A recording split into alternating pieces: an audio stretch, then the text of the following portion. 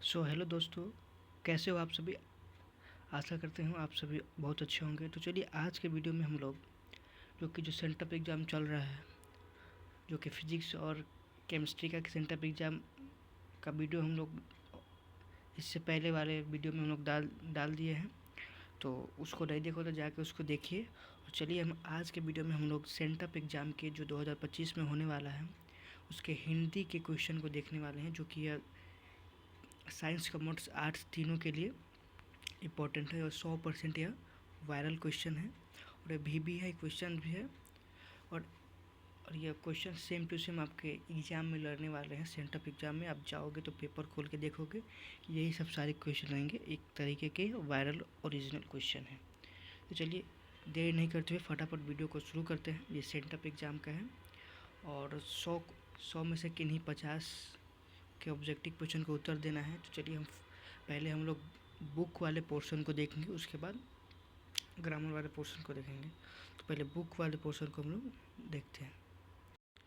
तो पहले बुक वाले पोर्शन को हम लोग देख लेते हैं। तो पहला नंबर बोलता है बुक वाले पोर्शन में से कि नूतन ब्रह्मचारी नामक उपन्यास के उपन्यासकार कौन है। तो यह है क्या है, वो बालकृष्ण भट्ट जी हैं। साथ साथ आंसर भी लाया हुआ है कि जल्दी फटाफट हो जाए, इसकी वजह से आंसर उस पर लगा हुआ है, तो कोई दिक्कत नहीं है।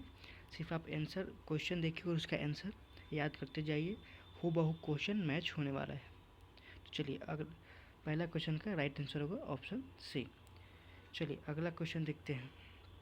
अगला क्वेश्चन बोलता है कि जयप्रकाश नारायण के बचपन का जो नाम था क्या था। तो क्या था, वो बाउल था। ऑप्शन बी राइट आंसर होगा। चलिए अगला क्वेश्चन देखते हैं। तो अगला क्वेश्चन बोलता है कि वंशन सोन के नर को क्या कहते हैं। उसको तो अहेरन बोलते हैं। क्या बोलते हैं, अहेरन। ऑप्शन बी इसका राइट आंसर होगा। चलिए अगला क्वेश्चन को देते हैं कि मालती के पति का क्या नाम था। तो मालती के पति का नाम क्या था, महेश्वर था। क्या था, महेश्वर। चलिए अगला क्वेश्चन बोलता है कि कबीर सिंह और कुलतार सिंह भगत सिंह के कौन थे। तो भगत सिंह के भाई थे। ठीक है, कबीर और कुलतार सिंह। चलिए अगला क्वेश्चन बोलता है कि जो कि किस रचना का कार्यक्षेत्र बिहार था। किस रचनाकार का जो कार्य क्षेत्र था वो बिहार का था। तो वो जगदीश चंद्र माथुर जी थे। कैसे, ऑप्शन सी जगदीश चंद्र माथुर जी।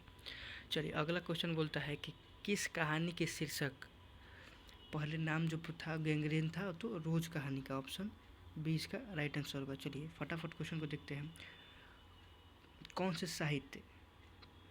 कौन साहित्य नई कहानी आंदोलन के प्रमुख हस्ताक्षर थे। तो वह मोहन राकेश थे। ऑप्शन डी इसका राइट आंसर होगा। चलिए अगला क्वेश्चन देखते हैं। अगला क्वेश्चन बोला कि राम की शक्ति पूजा नामक कृति किनकी है। तो वह है सूर्यकांत त्रिपाठी निराला का। ऑप्शन ए इसका राइट आंसर होगा। चलिए अगला क्वेश्चन बोलता है, तो अगला क्वेश्चन बोलता है कितने नंबर, तो अगला क्वेश्चन देखते हैं हम लोग। निम्नलिखित में से कौन से साहित्य राजकमल प्रकाशन में साहित्य सलाहकार थे। तो नामवर सिंह थे। ऑप्शन डी इसका राइट आंसर होगा। चलिए अगला क्वेश्चन बोलता है कि निम्नलिखित में किस रचनाकार ने मेघदूत नामक नाट्य स्थल की स्थापना की थी, संस्था की स्थापना की थी। वो थे कौन, तो नाट्यशाला की स्थापना जो किए थे वो थे माल्या जी थे, या ओम प्रकाश वाल्मीकि जी थे, या उदय प्रकाश थे। तो इसका जो राइट आंसर होगा वो ऑप्शन होगा B. Option B Om Prakash Valmiki ji थे, क्योंकि मेघदूत नामक पाठ्य को लिखे थे, संस्थापक किए थे। चलिए अगला क्वेश्चन है कि जूठन शीर्षक आत्मकथा के लेखक के भाई का नाम क्या था। तो जसवीर और जनशेर था। चलिए अगला क्वेश्चन देखते हैं। बोला निम्नलिखित में से कौन सी रचना मलय की नहीं है। तो मलयज की जो रचना कौन सी नहीं है, तो ऑप्शन बी कबूतर कबूतर जो है मलयज की रचना नहीं है, बाकी सब ये मलयज की रचना है। चलिए अगला क्वेश्चन बोलता है थानो किस कहानी की पात्रा थी, तो तिरिच कहानी की पात्रा थी, ऑप्शन डी इसका राइट आंसर होगा। चलिए अगला क्वेश्चन बोलता है कि दांत क्षेत्र के दुख किसकी रचना है, वो उदय सिंह की है, ऑप्शन सी इसका राइट आंसर होगा। चलिए जे कृष्णमूर्ति जी का जन्म किस राज्य में हुआ था, तो आंध्र प्रदेश में हुआ था, ऑप्शन बी इसका राइट आंसर होगा। चलिए अगला क्वेश्चन है कि मलिक मोहम्मद जायसी जी किस काव्य के परंपरागत कवि थे, वो थे प्रेमा काव्य के। अगला क्वेश्चन बोलता है निम्नलिखित में से किस कवि अस्थिछाप में शामिल हुए थे, तो सूरदास थे। अगला क्वेश्चन बोलता है निम्नलिखित में से किसकी कृति सूरदास द्वारा रचित नहीं है, तो चित्रलेखा जो है वो सूरदास द्वारा रचित नहीं है, ऑप्शन बी इसका राइट आंसर होगा। चलिए अगला क्वेश्चन बोलता है कि हनुमान बाहु नामक कृति किसकी है, तो हनुमान बाहु के नाम पर है, तो आप हनुमान जहाँ पे नाम पर समझ लीजिए तुलसी जी, ऑप्शन बी इसका राइट आंसर होगा। चलिए तुलसी जी के गुरु का क्या कौन थे, तुलसी जी के गुरु थे नरहरिदास जो थे वो तुलसी जी के गुरु थे। चलिए अगला क्वेश्चन बोलता है कि निम्नलिखित में कौन कवि राम भक्त थे, तो राम भक्त कौन थे, तो थे नाभादास जो थे वो के एक राम भक्त थे। चलिए अगला क्वेश्चन बोलता है कि कवि भूषण किस काल के कवि है, तो वो रीति काल के कवि थे। क्या कवि जो भूषण है वो रीति काल के कवि है। अगला क्वेश्चन बोलता है कवि भूषण को कवि भूषण की उपाधि किसने दी थी, तो राजा रुद्र शाह ने दिया था। कौन, तो राजा रुद्र शाह उनको कवि भूषण की उपाधि दी थी। चलिए अगला क्वेश्चन बोलता है कि कवि लेखक का आरंभ कविता लेखन का आरंभ जयशंकर प्रसाद ने किस भाषा से किया था, तो ब्रज भाषा से किया था, ऑप्शन ए इसका राइट आंसर होगा। अगला क्वेश्चन है कि इंदु नामक पत्रिका का प्रकाशन किसने किया, तो अंबिका प्रसाद ने किया। अगला क्वेश्चन बोलता है निम्नलिखित में से कौन सी रचना छायावाद के प्रतिनिधित्व रचना है, वह कामायनी जो है वो क्या है, छायावाद की प्रतिनिधित्व रचना है। चलिए अगला क्वेश्चन बोलता है स्वादित्व सिद्धांत में सक्रिय भागीदारी किसकी थी, वो थे ऑप्शन ए सुभद्रा कुमारी चौहान की थी, ऑप्शन ए इसका राइट आंसर होगा। चलिए अगला क्वेश्चन देखते हैं कि शमशेर बहादुर सिंह की पत्नी का क्या नाम था, तो क्या धर्मा देवी था, धर्मा। फिर अगला क्वेश्चन बोलता है कि कवि और शायर एक साथ निम्नलिखित में से कौन थे, कवि भी थी और शायर भी थे, वो क्या थे, शमशेर बहादुर सिंह, ऑप्शन ए इसका राइट आंसर होगा। चलिए अगला क्वेश्चन देखते हैं कि निम्नलिखित में से कौन सी रचना गजानन माधव मुक्ति की है, वो कौन सी है, तो है ऑप्शन डी काठ का सपना। फिर अगला क्वेश्चन क्या है कि हरचरना किसका प्रतीक है, तो हरचरना जो है वो एक आम आदमी का प्रतीक है, आम आदमी का प्रतीक जो वो हरचरना को माना गया है। फिर अगला क्वेश्चन है कि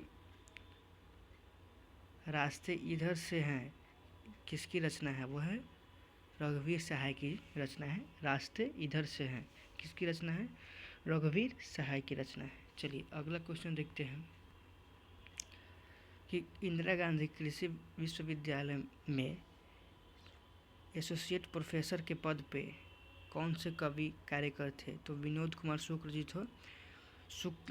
थे, वो थे इंदिरा गांधी विश्वविद्यालय में प्रोफेसर के रूप में काम किए थे। चलिए अगला क्वेश्चन बोलता है निम्नलिखित में से किस कवि को दयावती मोदी कवि शेख सम्मान प्राप्त हुआ था, वो थे जगदीश चंद्र माथुर से, ऑप्शन बी इसका राइट आंसर होगा। चलिए अगला क्वेश्चन देखते हैं बिहार लोक सेवा आयोजन द्वारा चयनित होकर कार्य अधीक्षक के पद पर किस कवि ने कार्य किया था? तो वो ज्ञानेंद्र जी थे। चलिए अगला क्वेश्चन देखते हैं। 1870 से 1890 के बीच लगभग 300 कहानियाँ किनकी प्रकाशित हुई? तो गाइडी मोपासा की थी। ऑप्शन सी इसका राइट आंसर होगा। चलिए अगला क्वेश्चन है, किस लेखक की रचना शासन व्यवस्था और उसके तंत्र की अनाविक में रेसे रेसे का उजागर करता है? तो संतोष शेखावत की। ऑप्शन ए इसका ऑप्शन ए एंटोन चेकव की थी। इसका राइट आंसर होगा ऑप्शन ए एंटोन चेकव जी की थी। चलिए अगला क्वेश्चन बोलता है कि अफ्रीका देश कांगो में किस लेखक का जन्म हुआ था? तो हेनरी लोपेज जी का जन्म हुआ था। ऑप्शन बी इसका राइट आंसर होगा। चलिए अगला क्वेश्चन होता है कि मृत्यु के कुछ समय पहले स्मृति बहुत साफ हो जाती है, यह पंक्ति किस शीर्षक कहानी की है? तो यह एक उसने कहा था, कहानी से लिया गया है कि मृत्यु के समय जो स्मृति है वो साफ हो जाती है। चलिए हम लोग बुक पोर्शन को देख लिए, अब हम लोग ग्रामर पोर्शन को देखने वाले हैं। चलिए हम लोग ग्रामर पोर्शन को देखेंगे। तो हम लोगों ने बुक पोर्शन को देख लिया है, और जो कि 60 से 100 तक क्वेश्चन है। उसमें 40 बुक से क्वेश्चन पूछते हैं और 60 जो क्वेश्चन रहते हैं वो व्याकरण से क्वेश्चन रहते हैं। तो चलिए हम व्याकरण के क्वेश्चन को देखते हैं। व्याकरण के फर्स्ट नंबर क्वेश्चन क्या कहता है? होता है प्रतिष्ठा शब्द का विशेषता क्या है? तो प्रतिष्ठा का जो विशेषता होगा प्रतिष्ठित होगा। ऑप्शन सी इसका राइट होगा। प्रतिष्ठित जो होगा उसका विशेषता होगा। पुस्तक शब्द की विशेषता क्या होगी? अगला क्वेश्चन जो है वो क्या है? पुस्तक शब्द की विशेषता क्या होगी? तो पुस्तक की जो विशेषता होगी वो होगी पुस्तकीय होगी। ऑप्शन ए इसका राइट आंसर होगा। चलिए अगला क्वेश्चन है कि नमक शब्द का विशेषण क्या होगा? नमक शब्द का जो है विशेषण क्या होगा? वो नमकीन होगा। ऑप्शन ए इसका राइट आंसर होगा। चलिए अगला क्वेश्चन है कि सरोवर शब्द का संधि विच्छेद क्या होता है? सरजोरवर, जो कि सरोवर शब्द का संधि विच्छेद होता है। ऑप्शन डी इसका राइट आंसर होगा। चलिए अगला क्वेश्चन देखते हैं। अगला क्वेश्चन है कि निम्नलिखित में से कौन सा दीर्घ स्वर का उदाहरण है? तो दीर्घ स्वर का जो उदाहरण है वो ऑप्शन गणेश भी नहीं होगा, ए ऑप्शन भी नहीं होगा, ऑप्शन डी होगा। ऑप्शन डी गिरिनेंद्र जो होगा वो है दीर्घ स्वर का उदाहरण है। अगला क्वेश्चन है कि पंचम शब्द में संधि विच्छेद क्या होता है? पंच जोर चयम, पंचम जोर यम, चयम पंचम होता है। चलिए अगला क्वेश्चन क्या बोलता है? ऑप्शन इसका राइट आंसर। अगला जो क्वेश्चन है उसको क्या बोला? दुरात्मा शब्द का संधि विच्छेद क्या होता है? दुरात्मा यार दूर जोर आत्मा, दुरह जोर आत्मा। ऑप्शन डी जो होगा उसका राइट आंसर होगा। दुरह जोर आत्मा को ही बोलते हैं दुरात्मा। चलिए अगला क्वेश्चन देखते हैं। निम्नलिखित में से कौन सा शुद्ध शब्द है? तो इनमें से शुद्ध शब्द जो है वो अधीन भी गलत है, प्रांगण भी गलत है, तिलांजलि भी गलत है, यानी शुद्ध शब्द जो है वो ऑप्शन ए इसका राइट आंसर होगा। चलिए अगला क्वेश्चन क्या बोलता है? निम्नलिखित में से कौन सा शब्द द्वंद्व समास का उदाहरण? द्वंद्व समास का उदाहरण जिसमें दो यानी शिव और पार्वती जो क्या है कि द्वंद्व समास है, सॉरी। चलिए अगला क्वेश्चन क्या बोलता है? पसेरी शब्द में कौन सा सर्वनाम है? जो पसेरी शब्द में जो सर्वनाम कौन सा है? तो द्विगुण है। ऑप्शन सी राइट आंसर होगा। चलिए अगला क्वेश्चन क्या बोलता है? निम्नलिखित में से कौन सा शब्द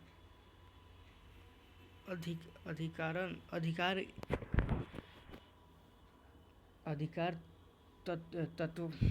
तत्व पुरुष समास का उदाहरण है? यानी जो इनमें से कौन सा जो शब्द है वो तत्पुरुष का जो है? तो ऑप्शन डी निराधम। चलिए अगला क्वेश्चन क्या बोलता है कि उपकुल शब्द में कौन सा समास है? तो क्या है वो है? द्विगुण भी नहीं होगा, वो होगा अव्ययीभाष। ऑप्शन सी इसका राइट आंसर होगा। चलिए अगला क्वेश्चन देखते हैं। आचार शब्द का विलोम क्या होता है? अनाचार। ऑप्शन डी इसका राइट आंसर होगा। चलिए अगला क्वेश्चन जो है वो क्या है? तिरिमा शब्द का विलोम क्या होता है? तो तिरिमा यानी जो अंधेरा को त्रिमर कहते हैं, यानी प्रकाश जो होगा उसका विलोम शब्द होगा। क्रूप शब्द का होगा स्वरूप जो होगा उसका विलोम शब्द होगा। जो इतने आसान क्वेश्चन आपको सेंटअप एग्जाम में पूछे गए हैं और बोर्ड एग्जाम में भी ऐसा ही क्वेश्चन रहेगा और आपको इनमें से 85 का उत्तर देना है, बट हम 100 क्वेश्चन का आंसर बता देते हैं। पहले हम बुक पोर्शन का 60 से 100 तक का बता दिए, अब हम लोग ग्रामर पोर्शन को देख रहे हैं, व्याकरण के क्वेश्चन को। तो अगला क्वेश्चन बोलता है कि सूर्योदय हुआ और अंधेरा जाता रहा है, इस वाक्य का किस वाक्य का उदाहरण है? तो यह संयुक्त वाक्य का उदाहरण है। किसका? तो संयुक्त वाक्य का उदाहरण है। ऑप्शन डी इसका राइट आंसर होगा। चलिए अगला क्वेश्चन देखते हैं। बोला निम्नलिखित में से कौन सा अशुद्ध शब्द है? कौन सा है? तो चलिए देखते हैं। पहला क्या बोला कि भाई बहन आ रही है, ये भाई गलत है, शुद्ध शब्द पूछ रहा है। फिर पूछा मैं नाव पर सवार था, ये भी गलत है। वृक्षों पर फल खिला रहा है, यानी खिला रहा था, यानी गलत है। ऑप्शन जो बी इसका राइट आंसर है, वह दयनीय है, दंडनीय है। चलिए इसका राइट आंसर होगा ऑप्शन बी। चलिए अगला क्वेश्चन बोलता है नदी में बहते हुए पानी कौन सा पसंद पदबंध है? क्या है? तो क्रिया पदबंध है। ऑप्शन डी इसका राइट आंसर होगा। चलिए कुबेर शब्द का पर्यायवाची क्या हो? कुबेर शब्द का जो पर्यायवाची होता है वो होता है यक्षराज। चलिए अगला क्वेश्चन देखते हैं। गणेश शब्द का पर्यायवाची शब्द होता है महाकार्य बोलते हैं उसको। गणेश जी को हम लोग काश्य बोलते हैं, महाकाय बोलते हैं। चलिए असुर शब्द का पर्यायवाची शब्द क्या होता है? असुर शब्द का जो प्रयोग होगा यतुधन। सी राइट आंसर होगा। अश्व शब्द में पर्यायवाची शब्द कौन सा है? तो अश्व का जो पर्यायवाची शब्द होगा वो होगा ऑप्शन ए है। चलिए अगला क्वेश्चन क्या बोलता है? जो कुछ नहीं जानता है के लिए कौन सा शब्द होगा? वो आज्ञा होगा। वो कुछ नहीं जानता है जिसकी उपमा ना हो शब्द, उसके लिए शब्द क्या होगा? अनुपमा। फिर क्या बोला? जो बहुत बोलता है उसे हम क्या बोलते हैं? वाचाल बोलते हैं। इस शब्द में जो क्या होगा? तो वाचाल। ऑप्शन सी राइट आंसर होगा। चलिए अगला क्वेश्चन देखते हैं। नाक पर गुस्सा मुहावरे का अर्थ होता है वो तुरंत गुस्सा हो जाना। सिर भारी होना मुहावरे का अर्थ होता है कि सिर दर्द करना। ऑप्शन बी इसका राइट आंसर होगा। बात बढ़ाना मुहावरे का अर्थ होता है वो बहस छड़ जाना। ऑप्शन सी इसका राइट आंसर होगा। सफ़ेद झूठ मुहावरे का अर्थ होता है वो सरासर झूठ बोलना, यानी सफ़ेद झूठ बोलना यानी सरासर झूठ बोलना, उसका मुहावरे का अर्थ होगा। अगला क्वेश्चन क्या है कि मीरा गई इस किस काल का उदाहरण है? मीरा जो गई वो क्या सामान्य भूतकाल का उदाहरण है, गई। चलिए अगला क्वेश्चन क्या बोलता है कि राम पढ़ेगा, इस वाक्य में क्या इस किस काल का उदाहरण है? तो भविष्यत काल का, भविष्य की बातें कर रहा है। फिर बहन शब्द का बहुवचन क्या होगा? तो बहने होगा। बहन शब्द का जो बहुवचन होगा बहने होगा। चलिए निम्नलिखित बोला कि निम्नलिखित में से कौन सा शब्द अव्यय का उदाहरण है। तो परंतु जो है क्या है, एक अव्यय का उदाहरण है। शब्द किसे कहते हैं, तो बहुत आसान क्वेश्चन पूछ दिया है कि शब्द किसे कहते हैं। बोला कि ध्वनियों के मेल के सार्थक बने सार्थक शब्द को, यानी ध्वनियों के मेल से बने सार्थक वर्ण समुदाय को शब्द कहते हैं। चलिए अगला क्वेश्चन देखते हैं। आराम शब्द है, आराम शब्द जो है वो क्या है, एक विदेशी शब्द है। मयूर शब्द का तद्भव रूप होगा मोर होगा। चलिए अगला क्वेश्चन क्या बोलता है कि वत्स्य शब्द है, एक तत्सम शब्द है। वत्स्य जो है वो तत्सम शब्द है। रात को बाहर मत जाओ, यह शब्द में वाक्य क्या है, वो निषेधनवाचक है। चलिए अगला क्वेश्चन बोलता है कि अपयश शब्द में कौन सा उपसर्ग है। तो अपयश उपसर्ग जो होता है वो शब्द के पहले लगता है और प्रत्यय होता है वो शब्द के अंतिम में रहता है। तो इसमें क्या है, अप यानी ऑप्शन सी अप लगा है, इसका उपसर्ग होगा। विराम शब्द का उपसर्ग क्या होगा, विराम, राम, तो वी जो होगा इसका उपसर्ग होगा। चलिए नृ उपसर्ग से शब्द बना हुआ है, निर से कौन बनता है, निरपराध, निरपराध नहीं होगा, निरोग भी नहीं होगा, निराकरण भी नहीं होगा, निदान यानी नी जो है वो उपसर्ग है, निदान इसका राइट आंसर होगा। चलिए अगला क्वेश्चन देखते हैं कि बढ़िया शब्द में कौन सा प्रत्यय है। बढ़िया इया यानी इया आ रहा है तो क्या होता है, बढ़िया। ठीक है। चलिए अगला क्वेश्चन है, लड़ाई शब्द में कौन सा प्रत्यय है। तो लड़ाई में क्या होता है, आई, लास्ट में क्या होगा, लड़ा आई जो है यानी आई प्रत्यय है। वीरत्व में क्या प्रत्यय है, तो त्व प्रत्यय है। क्या है, त्व प्रत्यय है। चलिए अगला क्वेश्चन बोलता है कि हिंदी में लिंग कितने होते हैं, 2 लिंग, स्त्रीलिंग और पुल्लिंग। चलिए अगला क्या होता है, निराश शब्द क्या है, एक स्त्रीलिंग शब्द है। ऑप्शन बी इसका राइट आंसर होगा। चलिए अगला क्वेश्चन बोलता है कि अनुमान शब्द क्या है, एक पुल्लिंग शब्द है। चलिए ऑप्शन ए इसका राइट आंसर होगा।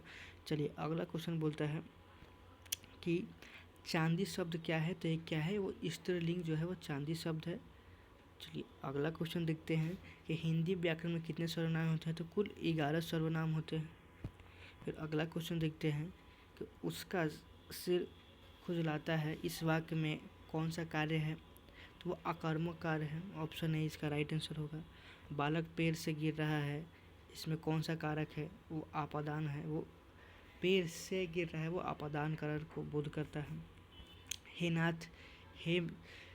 नाथ मेरी सहायता करो, इस वाक्य में क्या है, वो संबोधन का बात कर रहा है, संबोधन कारक।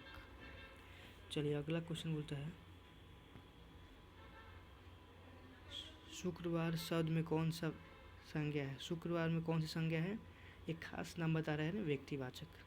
चलिए अगला क्वेश्चन देखते हैं, निम्नलिखित में से कौन सा अंतस्थ व्यंजन है। तो अंतस्थ व्यंजन व जो क्या है, एक अंतस्थ व्यंजन है। निम्नलिखित में कौन सा अल्प व्यंजन है, अल्प प्राण है। तो ग जो है क्या है, एक अल्प प्राण है। ऑप्शन ए इसका राइट आंसर होगा। अगला क्वेश्चन है कि घ शब्द का उच्चारण स्थान क्या होता है। घ यानी कंठ होगा इसका उच्चारण, क ख घ यानी उसका आंसर कंठ होगा। चलिए अगला क्वेश्चन बोलता है कि निम्नलिखित में से कौन सा स्वर एकमात्र का उदाहरण होता है, एकमात्रिक का उदाहरण होता है। कौन सा स्वर एकमात्रिक का उदाहरण होता है, एक मात्रा का। तो ई उ ए इसका जो राइट आंसर होगा वो ऑप्शन होगा, ऑप्शन ए इसका राइट आंसर होगा। चलिए अगला क्वेश्चन देखते हैं,